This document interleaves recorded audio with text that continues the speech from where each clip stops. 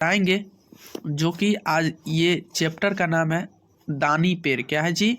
दानी पेड़। ठीक है, उसका जितने भी क्वेश्चन आंसर है उस सारे क्वेश्चन आंसर को बताएंगे आज के क्लास में। ठीक है, तो चलिए सुनिएगा आप लोग कि फर्स्ट नंबर क्वेश्चन है कि पेड़ से सब कुछ लेने के बाद भी आदमी खुश क्यों नहीं था। मोस्ट इम्पोर्टेंट क्वेश्चन है जी कि पेड़ से सब कुछ ले लेने के बाद आदमी खुश क्यों नहीं था। तो बताइए, तो आपको आंसर में लिखना होगा कि पेड़ से सब कुछ लेने के बाद भी आदमी इसीलिए खुश नहीं था क्योंकि वह बूढ़ा हो चुका था। क्योंकि वह क्या हो गया था जी? बूढ़ा हो चुका था और उसके सब दांत गिर चुके थे। उसका जो है क्या हो गए थे जी? उसके दांत भी क्या हो गया था? गिर चुके थे, जिससे वह फल नहीं चबा सकता था, जिससे वह फल क्या हो चबा नहीं सकता था। ठीक है, अब वह शाखाओं पर न तो झूल सकता था। अब क्या कहा? अब वह शाखाओं पर न तो झूल सकता था और तने पर चढ़ सकता था। अब वह कमज़ोर होकर थक चुका था। क्या हो गया था जी? वह जो है ना कमज़ोर होकर क्या हो गया था? थक चुका था। इसीलिए इसे कम यानी खुश नहीं था। ठीक है ना? तो चलिए उम्मीद करते हैं समझ गए होंगे। तो चलिए अगला नंबर क्वेश्चन पे आप लोग बने रहिएगा और ऐसा वीडियो पाने के लिए हमारे साथ कंटिन्यू जुड़े रहें और साथ ही इसे सब्सक्राइब कीजिए, लाइक कीजिए, कमेंट कीजिए, शेयर कीजिए। ठीक है ना? चलिए बताते हैं आप लोगों को बीच मोस्ट इम्पोर्टेंट क्वेश्चन। दूसरा नंबर क्वेश्चन है जी, बताइएगा कि अपना सब कुछ दे देने पर भी पेड़ खुश क्यों था। यानी इसका कहना है जी कि सब कुछ दे देने पर भी पेड़ खुश क्यों था जी। तो बताइए, अपना सब कुछ दे देने पर भी पेड़ इसीलिए खुश था क्योंकि वह दानी था। क्या था जी? दानी था। ठीक है, दानी को अपना सब कुछ दान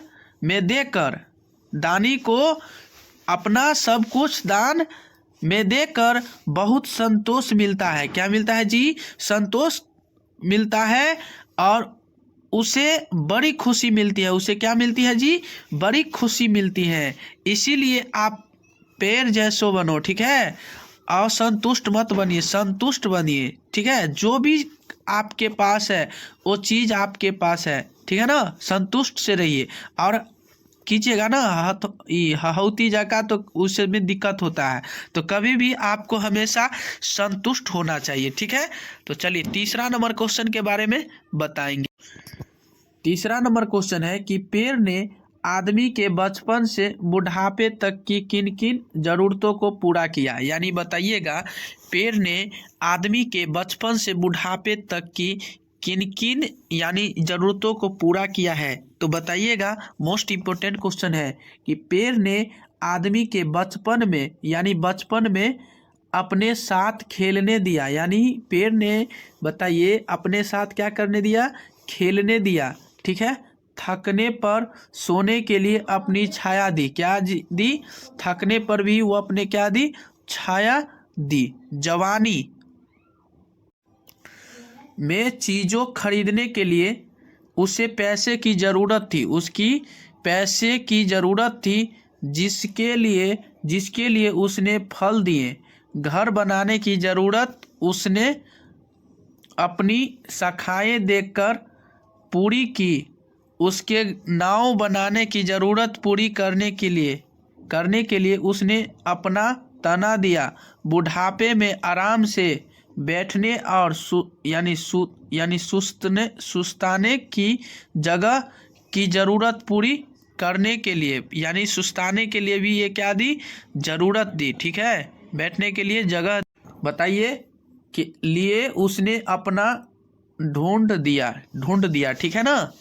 चलिए 4 नंबर क्वेश्चन है आपका कि पेड़ को दानी क्यों कहा गया है। बताइएगा, पेड़ को दानी क्यों कहा गया है? बताइएगा, मोस्ट इम्पोर्टेंट क्वेश्चन है जी, नोट कीजिए कॉपी में। पेड़ को दानी इसीलिए कहा गया है क्योंकि उसका प्रत्येक अंग मनुष्य के काम आता है, यानी मनुष्य के काम आता है। वह अपने फूल, फल, डालियाँ, पत्ते, तना, जड़े आदि सभी लोगों को दान में देता है। क्या कर देता है जी? दान में दे देता है। ठीक है, दान में क्या है? दान में दे देता है। ठीक है ना? तो इसीलिए आप लोग भी ऐसा ही आप कर्तव्य कीजिए। ठीक है ना? बताइए 5 नंबर क्वेश्चन है कि बड़ा होने पर, यानी बड़ा होने पर लड़का दुखी क्यों रहने लगा, यानी बड़ा होने पर लड़का दुखी क्यों रहने लगा जी? तो बताइएगा, बड़ा होने पर लड़का बहुत सी चीज़ें, यानी बड़ा होने पर लड़का बहुत सी चीज़ें खरीदना चाहता था, लेकिन उसके पास पैसे नहीं थे, उसके पास पैसे नहीं थे। उसकी शादी होने वाली थी, उसकी क्या होने वाली थी जी? शादी होने वाली थी। ठीक है, लेकिन उसके पास न रहने के लिए कुछ, उसके पास न कुछ रहने घर नहीं था, मछलियाँ पकड़ने के लिए नाव नहीं था, इसीलिए वह दुखी रहने लगा। ठीक है, इसीलिए क्या रहने लगा? दुखी रहने लगा। ठीक है, 6ठा नंबर क्वेश्चन है आपका जी कि खाली जगहों को भरिए, यानी खाली जगहों को क्या करना है? भरना है। तो पेड़ छोटे लड़के को डॉट डॉट था। तो पेड़ छोटे लड़के को डॉट डॉट क्या था जी? तो पेड़ छोटे लड़कों को बहुत प्यार करता, यानी बहुत प्यार करता है। ठीक है, चलिए अगला नंबर क्वेश्चन है जी, ध्यान दीजिएगा। ख नंबर है कि वह पेड़ के साथ डॉट डॉट खेलता था। तो वह पेड़ के आंसर लिखिएगा, वह पेड़ के साथ लुका छिपी खेलता था। ठीक है, चलिए ग नंबर है मुझे पैसों की डॉट डॉट है, यानी मुझे पैसों की जरूरत है। क्या है? पैसों की जरूरत है। घ नंबर है कि मैं डॉट डॉट खरीदना चाहता हूँ।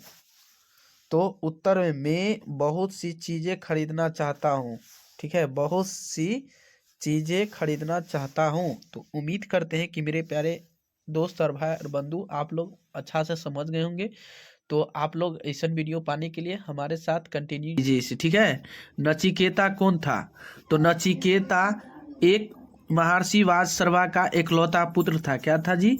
महर्षि सर्वा का इकलौता पुत्र था। ठीक है, चलिए दूसरा नंबर क्वेश्चन है जी कि नचिकेता क्यों दुखी हुआ और उसने अपने पिता से क्या कहा? ये 2 नंबर क्वेश्चन है, अपने बुक में मिलाइए। ठीक है, हिंदी बुक में नचिकेता क्यों दुखी हुआ और उसने अपने पिता से क्या कहा जी? बताइए। तो नचिकेता को, यानी लोभवश बूढ़ी गाय दान देते देखकर दुखी हुआ। ठीक है, गाय दान देते हुए, बूढ़ी गाय दान देते हुए उसको क्या हो गया? यानी देखकर दुखी हुआ। ठीक है, और उसने पिताजी से कहा, पिताश्री आपने तो कहा, आपने तो इस महायज्ञ में अपना सर्वस्व दान में देने का निश्चय किया, यानी सर्वस्व यानी दान देने का निश्चय किया था। ठीक है, लेकिन आपने अपने प्रिय, यानी प्रिय वस्तु को नहीं देकर बूढ़ी और दूध नहीं देने वाली गाय क्यों दान कर रहे हैं? ठीक है, ठीक है ना, यानी दूध नहीं देने वाली गाय क्यों दान कर रहे हैं? ठीक है, चलिए अगला नंबर क्वेश्चन पे ध्यान दीजिएगा, 3 नंबर क्वेश्चन पे। तो ऐसा वीडियो पाने के लिए हमारे साथ कंटिन्यू जुड़े रहे और साथ ही साथ इसे आप लोग सब्सक्राइब कीजिए, लाइक कीजिए, कमेंट कीजिए, शेयर कीजिए, ताकि जब जब लाइव क्लास आओ तो आप लोग को भी जरूर मिल सके। ठीक है ना? तो चलिए अगला नंबर क्वेश्चन पे आप लोग बने रहिएगा। आइए आपका क्वेश्चन है जी 3 नंबर कि नचिकेता यमपुरी किस लिए गया, यानी नचिकेता यमपुरी किस लिए गया? तो बताइए।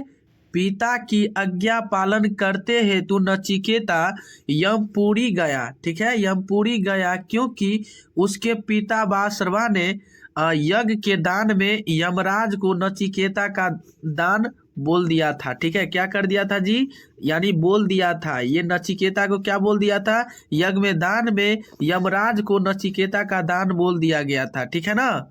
चलिए, तो 4 नंबर क्वेश्चन आप पढ़ेंगे कि नचिकेता को यमपुरी के मुख्य द्वार पर क्यों रुकना पड़ा। मोस्ट इंपोर्टेंट क्वेश्चन है जी, कि नचिकेता को यमपुरी के मुख्य द्वार पर क्यों रुकना पड़ा। तो बताइएगा, क्वेश्चन पे ध्यान दीजिए।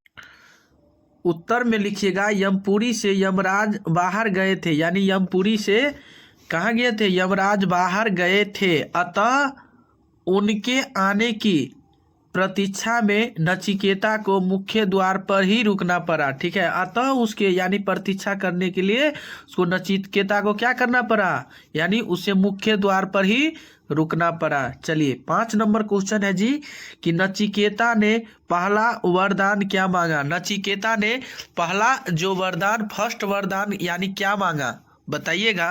तो नचिकेता ने पहला वरदान में पिता के क्रोध को शांत होने का वरदान मांगा। क्या मांगा जी, कि नचिकेता ने अपने पहला वरदान जो मांगा ना, अपने पिता के क्रोध को यानी शांति होने का वरदान मांगा। ठीक है, 6 नंबर क्वेश्चन पढ़िएगा जी, कि नचिकेता ने दूसरा और तीसरा वर क्या मांगा, यानी नचिकेता दूसरा बार क्या मांगा और तीसरा बार क्या मांगा। तो ध्यान दीजिएगा आप लोग, बताइए।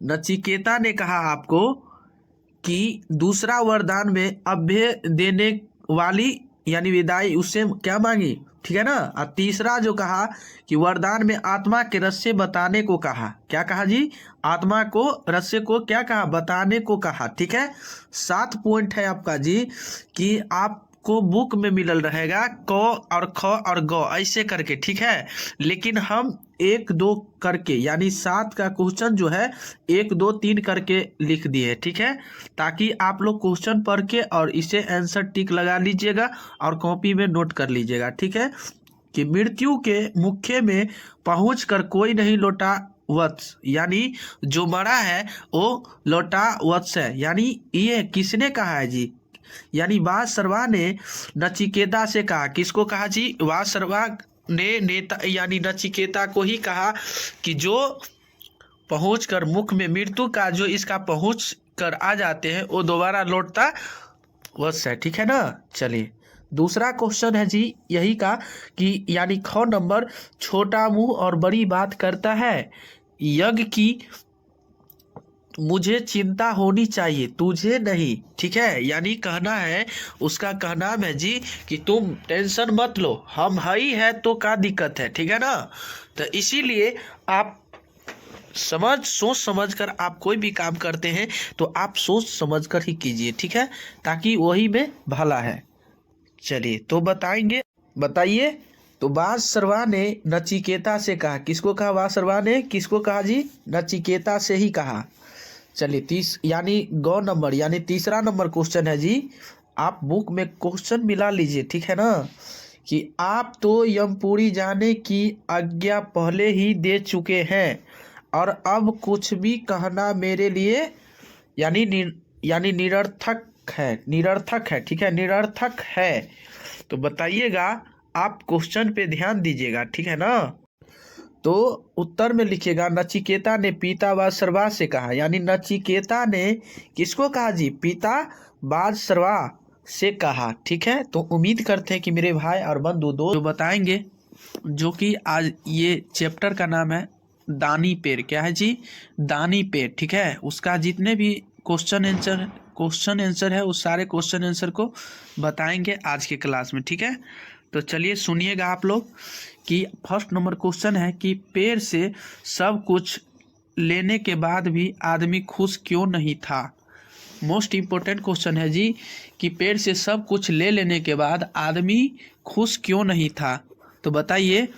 तो आपको आंसर में लिखना होगा कि पेड़ से सब कुछ लेने के बाद भी आदमी इसीलिए खुश नहीं था क्योंकि वह बूढ़ा हो चुका था। क्योंकि वह क्या हो गया था जी, बूढ़ा हो चुका था, और उसके सब दांत गिर चुके थे। उसका जो है क्या हो गए थे जी, उसके दांत भी क्या हो गया था, गिर चुके थे, जिससे यानी जिससे वह फल नहीं चबा सकता था, जिससे वह फल क्या हो, चबा नहीं सकता था। ठीक है, अब वह शाखाओं पर न तो झूल सकता था।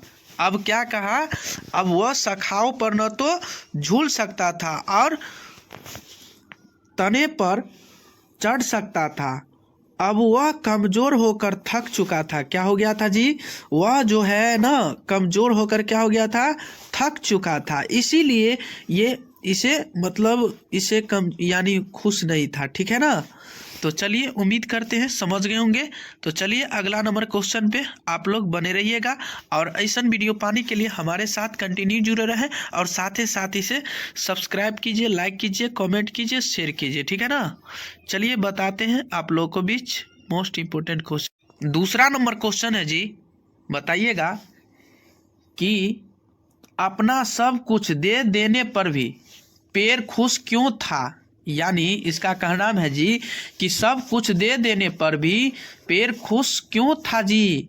तो बताइए, अपना सब कुछ दे देने पर भी पेड़ इसीलिए खुश था क्योंकि वह दानी था। क्या था जी, दानी था। ठीक है, दानी को अपना सब कुछ दान में देकर, दानी को अपना सब कुछ दान में देकर बहुत संतोष मिलता है। क्या मिलता है जी, संतोष मिलता है और उसे बड़ी खुशी मिलती है। उसे क्या मिलती है जी, बड़ी खुशी मिलती है। इसीलिए आप पेड़ जैसो बनो। ठीक है, असंतुष्ट मत बनिए, संतुष्ट बनिए। ठीक है, जो भी आपके पास है वो चीज़ आपके पास है। ठीक है ना, संतुष्ट से रहिए और कीजिएगा ना हहौती जगह तो उसमें दिक्कत होता है। तो कभी भी आपको हमेशा संतुष्ट होना चाहिए। ठीक है, तो चलिए तीसरा नंबर क्वेश्चन के बारे में बताएंगे। तीसरा नंबर क्वेश्चन है कि पेड़ ने आदमी के बचपन से बुढ़ापे तक की किन किन जरूरतों को पूरा किया। यानी बताइएगा, पेड़ ने आदमी के बचपन से बुढ़ापे तक की किन किन यानी जरूरतों को पूरा किया है। तो बताइएगा, मोस्ट इम्पोर्टेंट क्वेश्चन है कि पेड़ ने आदमी के बचपन में यानी बचपन में अपने साथ खेलने दिया। यानी पेड़ ने बताइए अपने साथ क्या करने दिया, खेलने दिया। ठीक है, थकने पर सोने के लिए अपनी छाया दी। क्या दी, थकने पर भी वो अपने क्या दी, छाया दी। जवानी में चीज़ों खरीदने के लिए उसे पैसे की ज़रूरत थी, उसकी पैसे की ज़रूरत थी, जिसके लिए उसने फल दिए। घर बनाने की ज़रूरत उसने अपनी शाखाएं देखकर पूरी की। उसके नाव बनाने की ज़रूरत पूरी करने के लिए उसने अपना तना दिया। बुढ़ापे में आराम से बैठने और सुस्ताने की जगह की ज़रूरत पूरी करने के लिए, यानी सुस्ताने के लिए भी ये क्या दी, ज़रूरत दी। ठीक है, बैठने के लिए जगह बताइए कि लिए उसने अपना ढूंढ दिया। ठीक है ना। चलिए 4 नंबर क्वेश्चन है आपका कि पेड़ को दानी क्यों कहा गया है। बताइएगा, पेड़ को दानी क्यों कहा गया है, बताइएगा। मोस्ट इम्पोर्टेंट क्वेश्चन है जी, नोट कीजिए कॉपी में। पेड़ को दानी इसीलिए कहा गया है क्योंकि उसका प्रत्येक अंग मनुष्य के काम आता है। यानी मनुष्य के काम आता है। वह अपने फूल, फल, डालियाँ, पत्ते, तना, जड़ें आदि सभी लोगों को दान में देता है। क्या कर देता है जी, दान में दे देता है। ठीक है, दान में क्या है, दान में दे देता है। ठीक है ना। तो इसीलिए आप लोग भी ऐसा ही आप कर्तव्य कीजिए। ठीक है ना। बताइए 5 नंबर क्वेश्चन है कि बड़ा होने पर यानी बड़ा होने पर लड़का दुखी क्यों रहने लगा। यानी बड़ा होने पर लड़का दुखी क्यों रहने लगा जी। तो बताइएगा, बड़ा होने पर लड़का बहुत सी चीज़ें यानी बड़ा होने पर लड़का बहुत सी चीज़ें खरीदना चाहता था, लेकिन उसके पास पैसे नहीं थे। उसके पास पैसे नहीं थे, उसकी शादी होने वाली थी। उसकी क्या होने वाली थी जी? शादी होने वाली थी, ठीक है। लेकिन उसके पास न कुछ रहने घर नहीं था, मछलियां पकड़ने के लिए नाव नहीं था, इसीलिए वह दुखी रहने लगा, ठीक है। इसीलिए क्या रहने लगा? दुखी रहने लगा, ठीक है। छठा नंबर क्वेश्चन है आपका जी कि खाली जगहों को भरिए, यानी खाली जगहों को क्या करना है? भरना है। तो पेड़ छोटे लड़के को डॉट डॉट था। तो पेड़ छोटे लड़के को डॉट डॉट क्या था जी? तो पेड़ छोटे लड़कों को बहुत प्यार करता, यानी बहुत प्यार करता है, ठीक है। चलिए अगला नंबर क्वेश्चन है जी, ध्यान दीजिएगा। ख नंबर है कि वह पेड़ के साथ डॉट डॉट खेलता था। तो वह पेड़ के आंसर लिखिएगा, वह पेड़ के साथ लुक्का छिपी खेलता था, ठीक है। चलिए गौ नंबर है, मुझे पैसों की डॉट डॉट है, यानी मुझे पैसों की जरूरत है। क्या है? पैसों की जरूरत है। घ नंबर है कि मैं डॉट डॉट खरीद, और इससे ऐसा वीडियो पाने के लिए आप लोग हमारे साथ कंटिन्यू जुड़े रहे। तो चलिए बताते हैं आपका इम्पोर्टेंट जो है शायरी। जो फर्क होता है, यानी बताइएगा, फर्क होता है खुदा और फकीर में, यानी फर्क होता है जी खुदा और फकीर में, फर्क होता है किस्मत और लकीर में। फर्क क्या होता है जी? किस्मत और लकीर में। अगर कुछ चाहो और ना मिले तो, यानी अगर कुछ चाहो और ना मिले तो समझ लेना कि कुछ और अच्छा लिखा है आपके तकदीर में। क्या लिखा है जी? कुछ और अच्छा लिखा है तकदीरों में, आपको लिखा है, ठीक है ना। कठिनाई आवे, परेशानी आवे, कोई दिक्कत लेने की कोई बात नहीं। आपके परेशानी है तो और अलग तकदीर और अलग प्लेटफॉर्म पे जा सकते हैं अच्छे तरीकों से, ठीक है ना। तो आप लोग सुने और सुनिए। सपने और लक्ष्य में एक ही अंतर है, यानी सपने और लक्ष्य में एक ही अंतर है। जो सपने के लिए बिना मेहनत की नींद चाहिए, यानी सपने के लिए क्या करना है? नींद चाहिए। और लक्ष्य के लिए, यानी लक्ष्य के लिए बिना नींद की ही मेहनत होना चाहिए। क्या होना चाहिए? नींद की मेहनत ही होना चाहिए, ठीक है। बताइए, किस्मत और लिखी हर मुश्किल टल जाती है, यानी किस्मत और लिखी हर मुश्किल टल जाती है यदि ओ हो बुलंद हौसले तो, हो बुलंद हौसले तो मंजिल मिल ही जाती है। सिर उठाकर यदि आसमान को देखोगे तो बार बार तो गगन को छूने की प्रेरणा मिल मिल ही जाती है, मिल ही जाती है, ठीक है ना। सुनिएगा कि अपने अंदर से अहंकार को निकाल कर, यानी अपने अंदर को, यानी अहंकार को निकाल कर जी स्वयं को हल्का करे, स्वयं को हल्का करे, अपने आप में हल्का की प्रेरणा रखें, ठीक है ना। सोचने की बात रखें, प्रेरणा रखें। कभी भी आप आगा पहुंचना चाहते, कुछ अलग करना चाहते हैं तो अपने आप में परिवर्तन रखना होगा और अपने आप में जुनून रखना होगा, ठीक है। जो मुस्कुराया, यानी मुस्कुरा रहा है, उससे दर्द ने पाला होगा, उसे दर्द ने पाला होगा। जो चल रहा है उसके पाँव में छाला होगा, जो चल रहा है उसके पाँव में छला होगा। और बिना संघर्ष के इंसान चमक नहीं सकता, बिना संघर्ष के इंसान क्या होगा? चमक नहीं सकता जी। जो जलेगा उस दिए में तो उजाला होगा, जो जलेगा उस दिए में क्या होगा? उजाला होगा। इसीलिए मेरे प्यारे भाई और बंधु दोस्त, आप लोग भी मेहनत करना चालू कर दीजिए ताकि आपको भी दिक्कत ना आवे, परेशानी ना हो, ठीक है ना। तो आप लोग का, ठीक है। तो सबसे पहले आपका क्वेश्चन है कि आंध्र प्रदेश, यानी आंध्र प्रदेश का राजधानी जो है कहाँ पे है जी? यानी हैदराबाद में। कहाँ है जी? हैदराबाद, ठीक है। कहाँ पे है? हैदराबाद। प्रस्ताविक राजधानी यानी अमरावती। क्या है जी? अमरावती। और इसका स्थापना दिवस जो हुआ 1 नवंबर 1956 ईस्वी को, ठीक है। चलिए दूसरा नंबर है अरुणाचल प्रदेश, यानी अरुणाचल प्रदेश का राजधानी का है ईटानगर। का है जी? ईटानगर। और इसका स्थापना दिवस जो हुआ 20 फरवरी 1987 ईस्वी को ही हुआ। कब हुआ जी? 20 फरवरी 1987 ईस्वी को।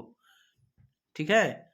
चलिए तीसरा नंबर है असम की राजधानी, यानी असम की राजधानी है दिसपुर। कहाँ है? असम की राजधानी दिसपुर। कहाँ है जी? दिसपुर। इसका स्थापना दिवस 26 जनवरी 1950 को मना इसका स्थापना दिवस 26 जनवरी 1950 को मनाया जाता है। चलिए अगला पॉइंट है आपका बिहार। बिहार की राजधानी क्या है जी? पटना। बिहार की राजधानी पटना। अब पटना, ठीक है, स्थापना दिवस यानी 26 जनवरी 1950 को कब हुआ जी? 26 जनवरी 1950 को स्थापना दिवस हुआ। ठीक है ना? चलिए तो ध्यान दी। तो बताएंगे 5वां नंबर क्वेश्चन है छत्तीसगढ़। छत्तीसगढ़ का राजधानी क्या है जी? रायपुर। कहाँ है जी? रायपुर। और इसका स्थापना दिवस 1 नवंबर 2000 ईस्वी को। ठीक है। चलिए छठा नंबर है आपका गोवा, यानी गोवा का राजधानी क्या है? पणजी। गोवा का राजधानी क्या है जी? पणजी है। ठीक है।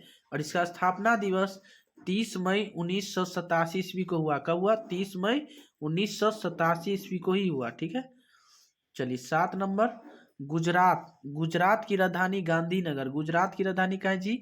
गांधीनगर। और इसका स्थापना दिवस 1 मई को, यानी 1 मई 1960 ईस्वी को मनाया जाता है। ठीक है। चलिए बताते हैं अगला नंबर क्वेश्चन पे। तो आप लोग ऐसा वीडियो पाने के लिए हमारे साथ कंटिन्यू जुड़े रहें, और साथ ही साथ आप लोग हमारे साथ कंटिन्यू जुड़े रहें ताकि, और इसे सब्सक्राइब कर लीजिए, लाइक कर लीजिए और शेयर भी कर। अगला नंबर क्वेश्चन पे ध्यान दीजिएगा आप लोग। ठीक है। चलिए बताते हैं 8 नंबर हरियाणा, यानी हरियाणा की राजधानी क्या है? चंडीगढ़। हरियाणा की राजधानी क्या है जी? चंडीगढ़ है। क्या है जी? चंडीगढ़। और इसका स्थापना दिवस 1 नवंबर 1966 ईस्वी को। ठीक है। चलिए 19 नंबर है, यानी 9 नंबर हिमाचल प्रदेश की राजधानी, यानी हिमाचल प्रदेश की राजधानी जो है वो शिमला है। कहाँ है जी? शिमला। इसका स्थापना दिवस 25 जनवरी 1971 ईस्वी। कहाँ है जी? 25 जनवरी 1971 ईस्वी को। अब बताइएगा 10 नंबर है झारखंड की राजधानी कहाँ है जी? रांची। झारखंड की राजधानी कहाँ है? रांची है। ठीक है। झारखंड की राजधानी कहाँ है जी? रांची। इसका स्थापना यानी दिवस यानी 15 नवंबर 2000 ईस्वी। ठीक है। चलिए 11 नंबर है कर्नाटक की राजधानी, यानी बेंगलोर। कहाँ है? बेंगलोर है। कहाँ है जी? बेंगलोर है। बेंगलोर है। और पहले बेंगलोर है, यानी बेंगलोर, यानी बेंगलोर। ठीक है। और इसका स्थापना दिवस 1 नवंबर 1956 ईस्वी को। ठीक है। चलिए 12 नंबर है केरल की राजधानी, यानी तिरुवनंतपुरम। ठीक है ना? 1 नवंबर, यानी 1 नवंबर 1956 ईस्वी को मनाया जाता है। ठीक है। चलिए बताएंगे मध्य प्रदेश की राजधानी, यानी मध्य प्रदेश की राजधानी जो है भोपाल है। कहाँ है जी? भोपाल। और इसका स्थापना दिवस यानी 1 नवंबर 1956 ईस्वी को। 14 नंबर महाराष्ट्र की राजधानी का है मुंबई। महाराष्ट्र की राजधानी मुंबई है। 1 मई 1960 ईस्वी को। 1 मई 1960 ईस्वी को स्थापना दिवस है। चलिए 16 नंबर है मणिपुर, यानी मणिपुर की राजधानी इम्फाल। मणिपुर की राजधानी का है जी? इम्फाल है। इसका जो स्थापना दिवस 21 जनवरी 1972 ईस्वी। ठीक है। चलिए 16 नंबर है मेघालय। मेघालय की राजधानी क्या है जी? शिलांग है। मेघालय की राजधानी शिलांग है। और इसका जो है स्थापना दिवस 21 जनवरी 1972 ईस्वी। क्या हुआ? यानी 21 जनवरी 1972 ईस्वी को। चलिए 17 नंबर मिजोरम की राजधानी का है आइजोल। मिजोरम की राजधानी का है जी? आइजोल। 20 फरवरी 1987 ईस्वी को। ठीक है। 20 फरवरी 1987 ईस्वी। ठीक है। चलिए तो ध्यान दीजिएगा आप लोग। बताइएगा नागालैंड का राजधानी का है कोहिमा। का है जी? नागालैंड की राजधानी कोहिमा है। और इसका स्थापना दिवस 1 दिसंबर 1963 ईस्वी को। कब मनाया जाता है जी? 1 दिसंबर 1963 ईस्वी को मनाया जाता है। ठीक है। चलिए 19 नंबर है उड़ीसा की राजधानी भुवनेश्वर, यानी उड़ीसा की राजधानी जो है भुवनेश्वर है। और इसका स्थापना दिवस 26 जनवरी 1950 ईस्वी को क्या हुआ? 26 जनवरी को 1950 ईस्वी। ठीक है, चलिए अगला नंबर है पंजाब। पंजाब की राजधानी चंडीगढ़। पंजाब कहे या हरियाणा कहे तो दोनों का क्या है राजधानी? चंडीगढ़ ही है। इसका स्थापना दिवस यानी 1 नवंबर 1956 ईस्वी को, ठीक है, मनाया जाता है। 21 में है राजस्थान, यानी राजस्थान की राजधानी क्या है? जयपुर। राजस्थान की राजधानी जयपुर। इसका स्थापना दिवस यानी 1 नवंबर 1956 ईस्वी में। ठीक है, बताएंगे 22 का, यानी सिक्किम। यानी सिक्किम की राजधानी क्या है? गंगोटक। यानी गंगोटक, यानी इसका स्थापना दिवस 16 मई 1975 ईस्वी। 16 मई 1975 ईस्वी। ठीक है, 23 नंबर तमिलनाडु। यानी तमिलनाडु की राजधानी क्या है? चेन्नई। तमिलनाडु की राजधानी क्या है जी? चेन्नई है। 26 जनवरी 1950 ईस्वी को। ठीक है, 24 नंबर तेलंगाना की राजधानी क्या है? हैदराबाद। तेलंगाना की राजधानी क्या है जी? हैदराबाद है। तेलंगाना की राजधानी हैदराबाद। ठीक है, इसका स्थापना दिवस 2 जून 2014 ईस्वी। 2 जून 2014 ईस्वी। ठीक है, चलिए 25 नंबर है त्रिपुरा की राजधानी क्या है? अगरतला। त्रिपुरा की राजधानी क्या है जी? अगरतला है। त्रिपुरा की राजधानी क्या है? अगरतला। इसका स्थापना दिवस 21 जनवरी 1972 ईस्वी को, 21 जनवरी 1972 ईस्वी को मनाया जाता है। ठीक है, चलिए 26 नंबर है उत्तर प्रदेश की राजधानी का है? लखनऊ। उत्तर प्रदेश की राजधानी लखनऊ। इसका स्थापना दिवस 26 जनवरी 1950 ईस्वी को। बताइएगा उत्तराखंड। उत्तराखंड की राजधानी क्या है? देहरादून। क्या है जी? देहरादून। यानी शीतलकालीन, यानी ग्रैंडसैंड। ठीक है, नेक्स्ट क्वेश्चन बताएंगे 2 नंबर। दांडी यात्रा का उद्देश्य क्या था? दांडी यात्रा का उद्देश्य क्या था? तो उत्तर है, दांडी यात्रा का उद्देश्य था समुद्र के पानी से नमक बनाकर कानून का उल्लंघन करना तथा ब्रिटिश कानूनों के भय को भारतीय जनता के अंदर से निकालना। मतलब दांडी यात्रा का उद्देश्य क्या था? दांडी यात्रा का मुख्य उद्देश्य यही था कि समुद्र से नमक तैयार करके और अंग्रेजों के कानून को धजिया उड़ाना, मतलब, और उसके जो जनता में जो उल्लंघन करना था और जो जनता में भय बना हुआ था उसे क्या करना था? खत्म करना था।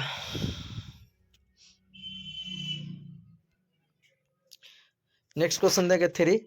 स्वदेशी आंदोलन का उद्योगों पर क्या प्रभाव पड़ा? स्वदेशी मतलब खुद का आंदोलन, यानी स्वदेशी आंदोलन का उद्योग पर क्या प्रभाव पड़ा? तो आंसर लिखेंगे 1905 के बंगभंग आंदोलन। 1905 बंगाल आंदोलन क्वेश्चन आपको पूछा है, बंगाल विभाजन कब हुआ था? 1905 में। बंगाल विभाजन 1905 में हुआ था। तो 1905 के बंगभंग आंदोलन में स्वदेशी और बहिष्कार की नीति से भारतीय उद्योग लाभान्वित हुए। धागा के स्थान पर कपड़ा बनाना आरंभ हुआ। इससे वस्त्र उत्पादन में तेजी आई। मतलब धागा के स्थान पर कपड़ा बनाने वाला आरंभ मशीन, मतलब धागा पहले बनाता था, उसको बुनता था, लेकिन उसके क्या किया? विकास करके कपड़ा बनाने वाला मशीन आ गया और इससे वस्त्र उत्पादन में क्या हुआ? उत्पादन में तेजी आ गई, मतलब विकास हो गया। 1912 तक सूती वस्त्र उत्पादन दोगुने हो गया। उद्योगपतियों ने सरकार पर दबाव डालना बिकर वह आयात शुल्क में वृद्धि करे तथा देशी उद्योगों को बढ़ाए।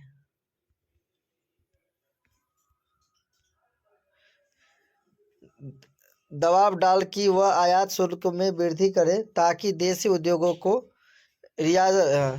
रियायत प्रदान करे। कपड़ा उद्योगों के अतिरिक्त अन्य छोटे उद्योगों का भी विकास स्वदेशी आंदोलन के कारण हुआ।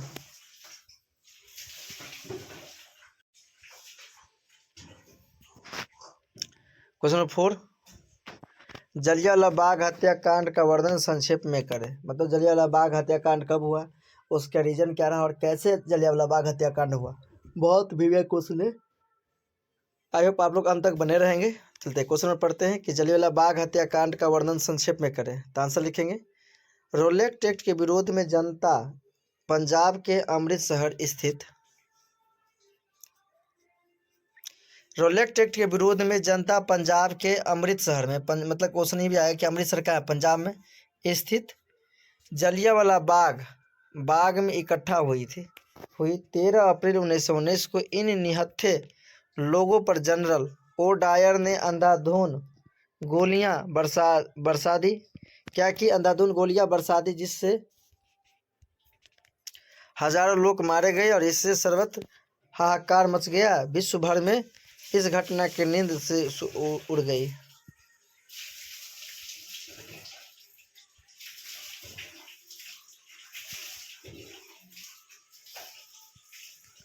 क्वेश्चन नंबर 5, सविनय अवज्ञा आंदोलन के क्या परिणाम हुए? सविनय अवज्ञा आंदोलन के क्या परिणाम हुए? तो आंसर लिखेंगे। सविनय अवज्ञा आंदोलन के परिणाम निम्न है। पहला पॉइंट देखेंगे, इस आंदोलन ने राष्ट्रीय आंदोलन के सामाजिक आधार का विस्तार किया। इस आंदोलन में महिलाओं, मजदूरों वर्ग, शहरी वर्ग एवं ग्रामीण क्षेत्र के निर्धन अशिक्षित लोगों की भागीदारी मिली। मतलब वो लोग इसमें भाग लिए जो अशिक्षित थे, जो निर्धन थे, जो बहुत गरीब दुखिया थे, आते थे, उसको इस आंदोलन में उन्होंने भाग लिया, भागीदारी मिली। इस आंदोलन ने श्रमिक एवं कृषक आंदोलन को भी प्रभावित किया। क्वेश्चन नंबर 2, इस आंदोलन में सब महिलाओं की भागीदारी विशेष महत्व रखती है, क्योंकि महिलाओं का प्रवेश सार्वजनिक जीवन में होने लगा। मतलब महिलाओं का प्रवेश सार्वजनिक जीवन में होने लगा। इस आंदोलन में पहली बार महिलाओं की भागीदारी बृहत स्तर पर देखते हैं। मतलब पहला किस स्तर पर महिलाओं ने अपना पहला योगदान दिया था? तो इसी आंदोलन, जलियांवाला बाग हत्याकांड जो आंदोलन हुआ था, उसमें अहम भूमिका निभाए हुए थे।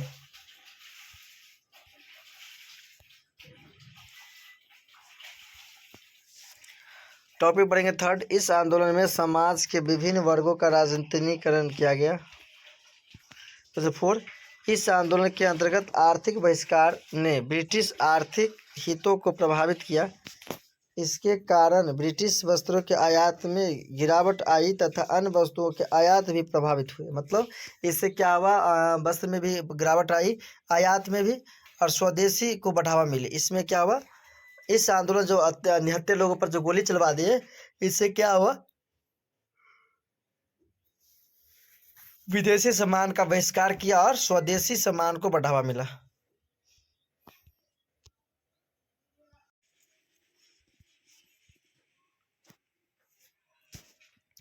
पॉइंट नंबर 5, इस आंदोलन में संगठन बनाने के लिए नए तरीकों का इस्तेमाल हुआ, जैसे वानर सेना एवं मंजरी सेना इत्यादि।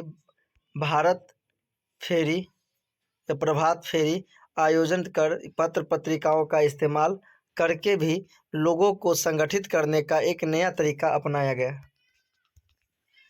क्वेश्चन नंबर 6, इस आंदोलन का एक मुख्य परिणाम था ब्रिटिश सरकार द्वारा 1935 में भारत शासन अधिनियम का पारित किया जाना।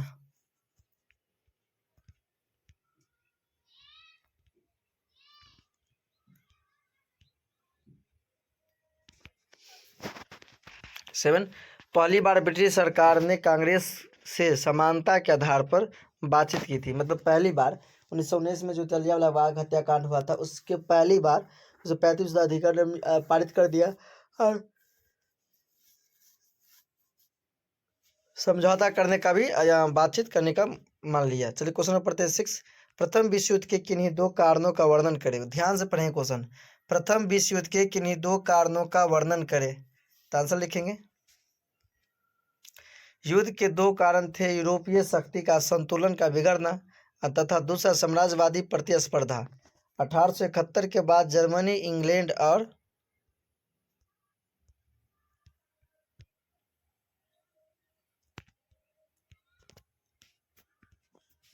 औद्योगिक क्रांति के परिणाम स्वरूप उत्पन्न औपनिवेशिक व्यवस्था बनाए रखने के लिए हुई।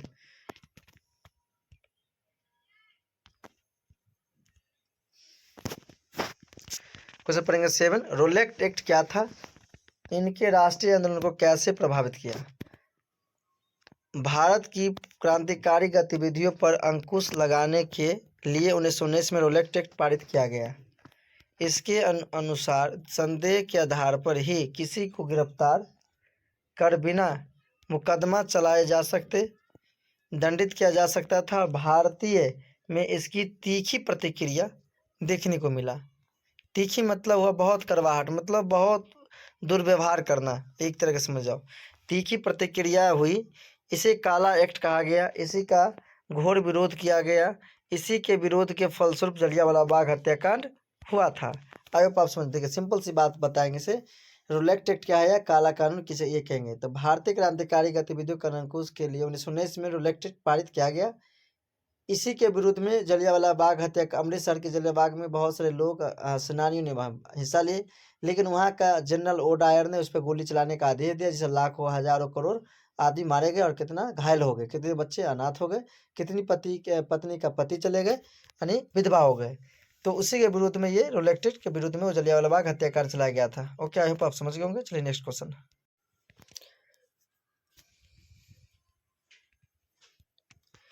क्वेश्चन पढ़ेंगे 8।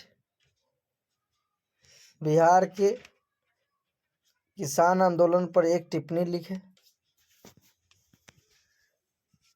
देख लो यहाँ पर लिखे है 1920 ईस्वी के आदेश में किसानों ने अपने को वर्गीय संगठनों तथा राजनीतिक दलों के रूप में संगठित करना आरंभ कर दिया। समझे? 1920 के दशक में किसानों ने अपने को वर्गीय के संगठनों तथा राजनीतिक दलों के रूप में संगठित करना आरंभ कर दिया था। इसके पीछे किसानों के प्रति कांग्रेस की उदासीन नीति। कौन था? उदासीन नीति।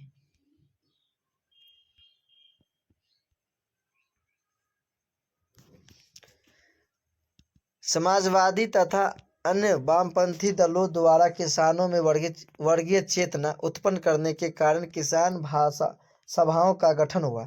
क्यों हुआ? मतलब उसमें उत्तेजना आगे, चेतना आगे, बातें सब सीख गया कि कैसे क्या होता नहीं होता। तो 1920 में इसकी क्या की गई? स्थापना की गई। आरंभिक दशक में बिहार, बंगाल, पश्चिम बंगाल तथा उत्तर प्रदेश में किसान सभा का गठन हुआ। क्योंकि किसान सभा का गठन कब हुआ? तो 1920 ईस्वी में हुआ था। कहाँ कहाँ हुआ था? बिहार, बंगाल, पंजाब, उत्तर प्रदेश।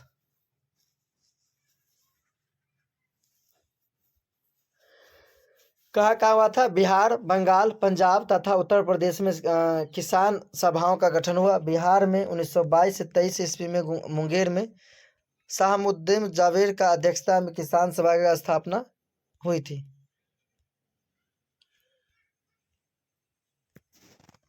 मार्च 1928 में बिहटा, पटना में स्वामी सहजानंद सरस्वती ने किसान सभा की औपचारिक स्थापना की। नवंबर 1929 में सोनपुर में स्वामी सहजानंद की अध्यक्षता में प्रांतीय किसान सभा का गठन किया गया। श्री कृष्ण सिंह इसके सचिव तथा यमुना कार्यार्थी, गुरु नानक, श्री गुरुलाल एवं कैलाश लाल इसके प्रमंडलीय सचिव बने। 11 अप्रैल 1936 ईस्वी को अखिल भारतीय किसान सभा का गठन लखनऊ में हुआ।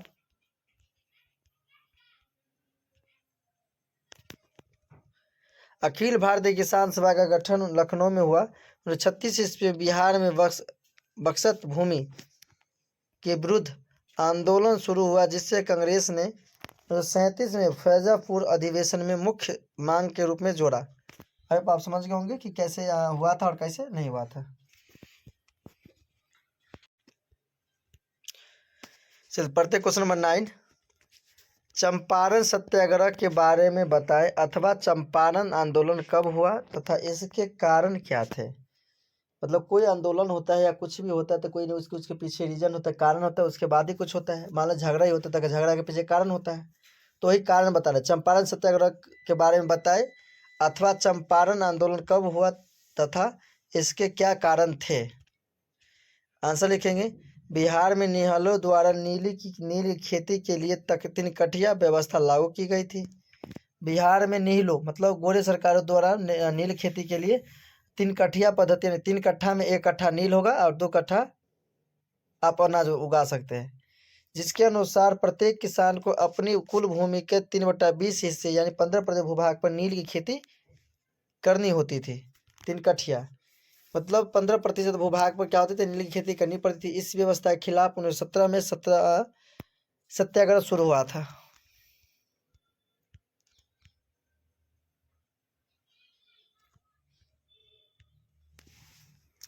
हुआ था। गांधी जी का आगमन एवं उनके प्रयास के बाद किसानों को राहत दी गई। गांधी जी के प्रयास से चंपारण सत्याग्रह सफल हुआ। समझ गए कि इसका मतलब क्या, 3 कट्ठिया पद्धति था जिसमें 3 कट्ठा में 1 कट्ठा नीले की खेती, यानी कुल भूमि का 15% भूमि पर उसे क्या करना पड़ता था, 3/20, यानी 20 कट्ठे में 1 कट्ठे का तुम उसको 3 कट्ठा उसको क्या करना था, खेती करना था। 15% वो नील खेती करवा, जिससे खेती क्या हो जाता बंजर। वो वहाँ पे रामचंद्र शुक्ल के आगमन करने पर वो गांधी जी आए हुए थे और उसे क्या हुआ, ये सफल, अंत तक सफल हुआ। चलिए नेक्स्ट क्वेश्चन पढ़ते हैं, क्वेश्चन नंबर 10।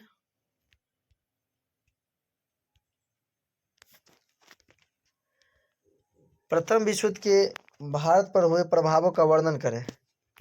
प्रथम विश्व युद्ध के भारत पर हुए प्रभावों का वर्णन करें। आंसर लिखें। प्रथम विश्व युद्ध के दौरान अनेक महत्वपूर्ण घटनाएं घटी जिनका भारतीय राष्ट्रीय आंदोलन पर प्रभाव पड़ा।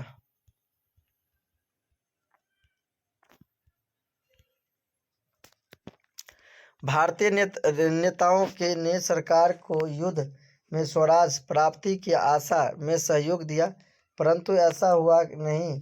इससे राष्ट्रवादी गतिविधियों बढ़ी। सरकार की आर्थिक नीति को व्यापक प्रतिक्रिया हुई। सरकार के को युद्ध में व्यस्त पाकर क्रांतिकारियों ने अपनी गतिविधियां बढ़ा दी। भारतीय में बढ़ते असंतोष को नियंत्रित करने के लिए सरकार संवैधानिक सुधारों की घोषणा कर दी। मतलब असंतोष फैल गया था तो किसी तरह राहत देने के लिए उसे कुछ अफवाहें उड़ा दिया, मतलब संवैधानिक सुधारों पे क्या कर दी, घोषणा कर दी। Next point number 5। विश्व युद्ध के दौरान भारतीय राष्ट्रवादी स्वराज प्राप्ति और हिंदू मुस्लिम एकता बनाए रखने हेतु प्रयासशील थे। एनी बेसेंट और तिलक ने गृह शासन की मांग के लिए एतवारन किए, तैयार कर दिए। प्रश्न संख्या 11।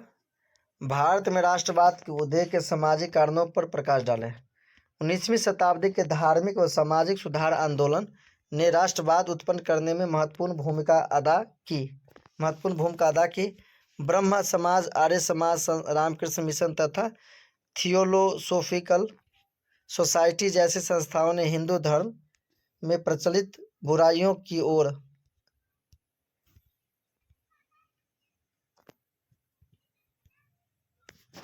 लोगों का ध्यान आकर्षित किया। अंधविश्वास, धार्मिक कुरीतियाँ तथा सामाजिक कुप्रथाएं, छुआछूत, बाल विवाह, दहेज प्रथा एवं बालिका हत्या जैसी समस्याओं को समाधान के लिए जनमत तैयार करने में इनका संस्थाओं ने सराहनीय कार्य किया।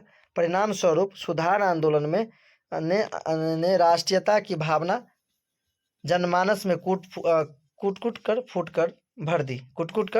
भर दी। यानी कहने हुआ कि सभी जनमानस को सिखाया समझाया कि ऐसे ऐसे करने के बाद ये होता है और ये नहीं होता है। तो उसमें क्या हो गया, गुण कुछ एस्टेब्लिश होते चला गया और ये क्या हो गया, उसमें विकास होने लगा और वो अपनी स्वतंत्रता के लिए कुर्बानी देने की पिताहत तक आ गई।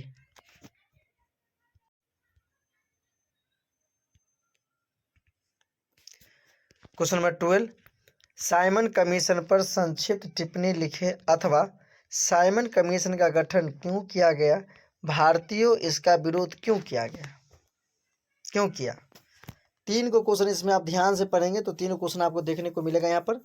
पहला नंबर क्वेश्चन यहाँ पर है कि साइमन कमीशन पर संक्षिप्त टिप्पणी लिखें। दूसरा है साइमन कमीशन का गठन क्यों किया गया। तीसरा, भारतीयों ने इसका विरोध क्यों किया।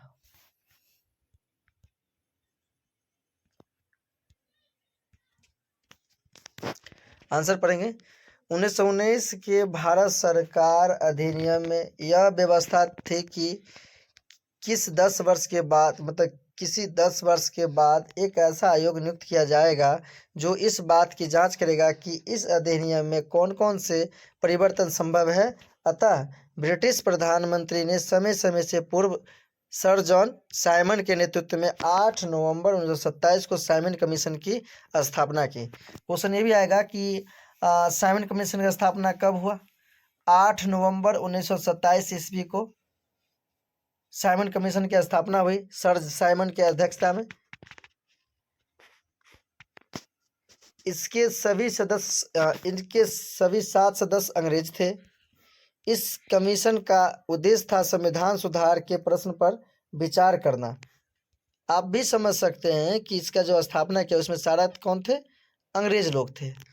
यहाँ देखने लिखा हुआ है कि इसके सभी सदस्य 7 सदस्य अंग्रेज थे। मतलब साइमन कमीशन की स्थापना इसलिए किया गया था कि कानूनी की बदलाव किया जाए कि क्या सही और क्या सही नहीं है। तो लेकिन अगर मान कानून बना रहे भारत के बारे में, अब भारत का एक भी सदस्य है नहीं, तो वो क्या जानेगा कि भारत में क्या सही है, क्या गलत है, क्या चाहिए, क्या नहीं चाहिए। तो इसी कमीशन का उद्देश्य संवैधानिक सुधार के प्रश्न पर विचार करना था। इस कमीशन में किसी भी भारतीय को शामिल नहीं किया गया।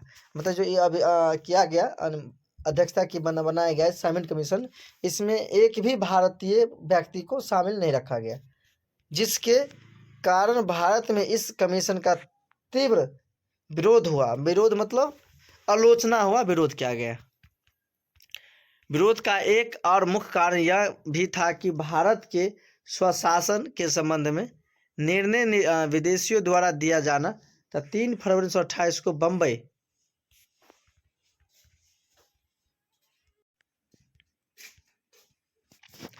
पहुंचने पर सीरिया मार्ग को ही रेशम मार्ग कहा जाता है। ठीक है, आप बताइए, यह एशिया से यूरोप पहुंचने का व्यापारियों का मार्ग था। यह क्या था? एशिया से यूरोप पहुंचने का व्यापारियों का मार्ग था। व्यापारियों का मार्ग था। ठीक है, इसी रेशम मार्ग से 11वीं शताब्दी में चीन से कागज यूरोप पहुंचा। क्या पहुंचा जी? इसी रेशम मार्ग से 11वीं शताब्दी में चीन से क्या पहुंचा जी? कागज यूरोप में पहुंचा। ठीक है, चलिए, तो उम्मीद करते हैं कि आप लोग बहुत अच्छे से समझ गए होंगे, और तो आप लोग कंटिन्यू इसे शेयर करते रहें और साथ ही साथ इसे सारे दोस्तों के पास भी शेयर कर दे। ठीक है, तो चलिए बताते हैं अगला नंबर क्वेश्चन के बारे में। आप लोग बने रहिए हमारे साथ। ठीक है, चलिए बताते हैं। आप देखिए, दूसरा नंबर क्वेश्चन है जी कि विश्व बाजार किसे कहते हैं, यानी विश्व बाजार किसे कहते हैं। आप लोग उम्मीद करते हैं कि बाजार गए होंगे, बाजार समझते हैं। ठीक है, जिसे मार्केटिंग कहते हैं, आप लोग समझते हैं ना, विश्व बाजार। ठीक है, पूरे विश्व का बाजार। ठीक है, तो उस तरह के बाजारों को हम विश्व बाजार कहते हैं। यानी बाजार किसे कहते हैं बताइए? तो उस तरह के बाजारों को हम विश्व बाजार कहते हैं। ठीक है, जहां विश्व के सभी देशों की वस्तुएं आम लोगों को खरीदने के लिए उपलब्ध हो। यानी हर कुछ जिस मार्केट में मिलता है, ठीक है, आम लोगों को खरीदने के लिए वहां पे उपलब्ध हो। जैसे में भारत की आर्थिक राजधानी मुंबई, क्या है जी? भारत की आर्थिक राजधानी जो है जी मुंबई है। आप लोग समझ गए होंगे ना विश्व बाजार किसे कहते हैं। तो उस तरह के बाजारों को हम विश्व बाजार कहते हैं, जहां विश्व के सभी देशों की वस्तुएं आम लोगों को खरीदने के लिए उपलब्ध हो। जैसे में भारत की आर्थिक राजधानी कहाँ है जी? मुंबई में है। कहाँ है? मुंबई में। तो चलिए अगला नंबर क्वेश्चन पे ध्यान दीजिए। बताइएगा तीसरा नंबर क्वेश्चन, यानी तीसरा नंबर क्वेश्चन के बारे में बताने वाले हैं कि भूमंडलीकरण के भारत पर यानी प्रभावों को स्पष्ट करें। देखिए, इम्पोर्टेंट क्वेश्चन बताए थे ना, आज के क्लास में जो भी क्वेश्चन बताएंगे वो सारे इम्पोर्टेंट रहेगा, VVI क्वेश्चन। ठीक है, तो भूमंडलीकरण ने विश्व यानी अर्थव्यवस्था के साथ साथ भारत को भी प्रभावित किया। ध्यान दीजिएगा, इसका कहना है कि भूमंडलीकरण ने विश्व अर्थव्यवस्था के साथ साथ भारत को भी प्रभावित किया है। ठीक है, और आज भूमंडलीकरण के कारण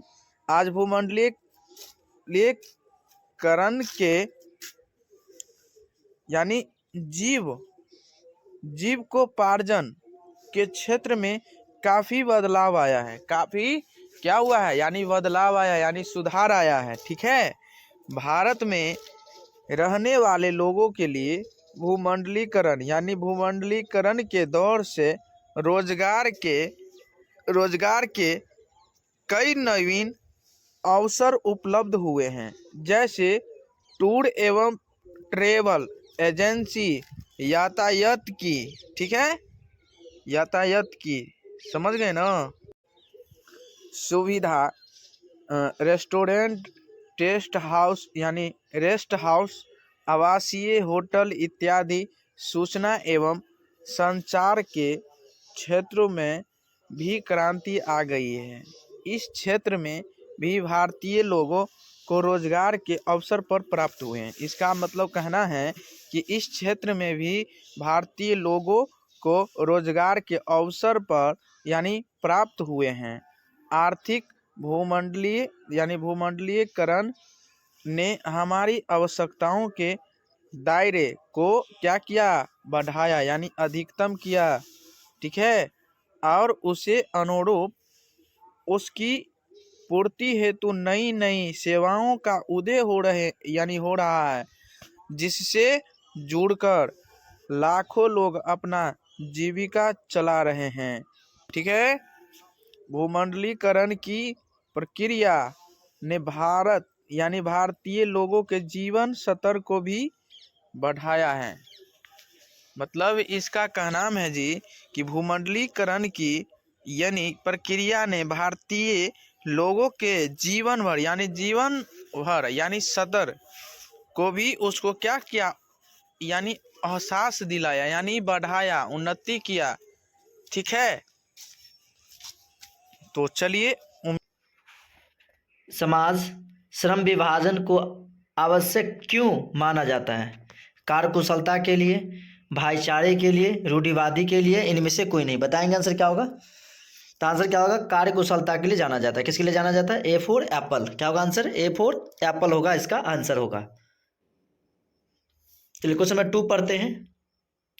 जाति प्रथा श्रम विभाजन के साथ साथ किसका रूप लिए हुए है? स्वतंत्रता का, भ्रातृत्व का, श्रम विभाजन का, या इनमें से कोई नहीं। बताएंगे आंसर। जाति प्रथा श्रम विभाजन के साथ साथ किसका रूप लिए हुए हैं? तो स्वतंत्रता का, श्रम विभाजन, या भ्रातृत्व, या इनमें से कोई नहीं। तो आंसर बताएंगे। तो आंसर का सी फॉर कैट, श्रम विभाजन और जाति प्रथा। तो आंसर होगा श्रम विभाजन।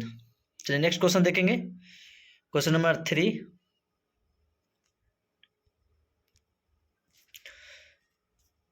श्रम विभाजन और जाति प्रथा पाठ बाबा साहेब के किस भाषण का संपादित अंश है? मतलब श्रम विभाजन और जाति प्रथा पाठ बाबा साहेब के किस भाषण का संपादित अंश है? मतलब ये जो श्रम विभाजन और जाति प्रथा जो लिया गया है, ये भाषण का कौन सा है? Genesis and development, the crust in their mannerism, एरिहोल्सन ऑफ द कास्ट, या इनमें से कोई नहीं। तो आंसर बताएंगे क्या होगा आंसर? तो आंसर होगा यहाँ सी होना चाहिए और यहाँ ए होना चाहिए था। ऑप्शन टाइप मिस्ड, अब सी फॉर कैट। नेक्स्ट क्वेश्चन देखेंगे। Question number 4।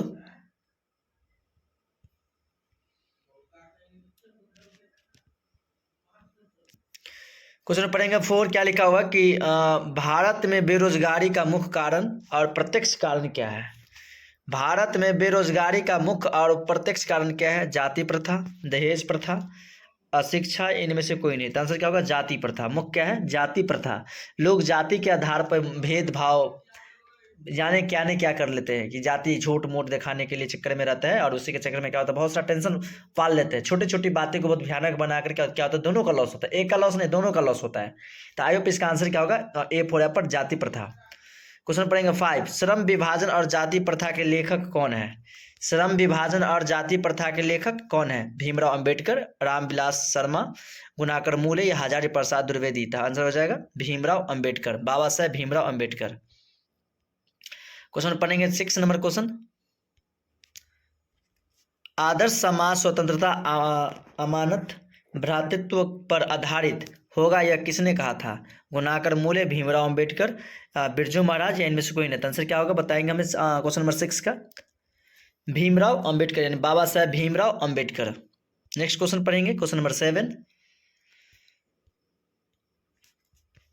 भीमराव अंबेडकर का जन्म किस परिवार में हुआ था?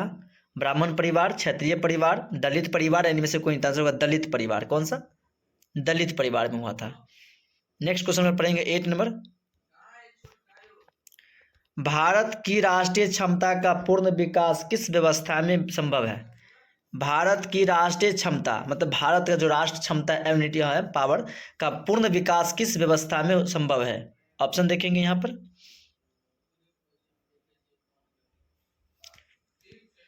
समांतवादी व्यवस्था, पूज्यवादी व्यवस्था, समाजवादी व्यवस्था, इनमें से कोई नहीं।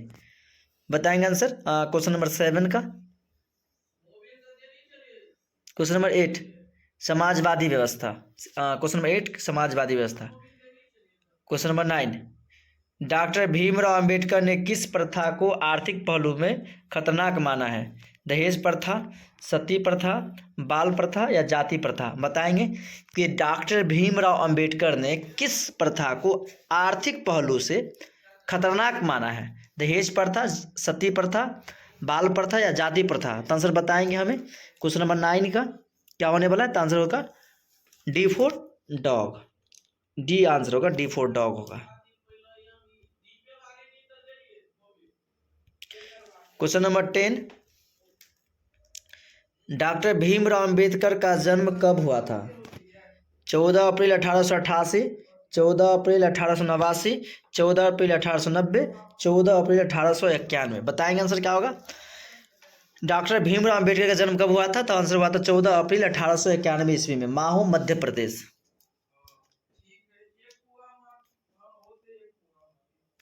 क्वेश्चन पढ़ेंगे 11 मानव मुक्त के पुरोध किसे कहा गया? नल विनोद शर्मा को, रामविलास शर्मा, या भीमराव अंबेडकर, हजारी प्रसाद द्विवेदी। बताएंगे क्वेश्चन नंबर 11 का क्या होगा।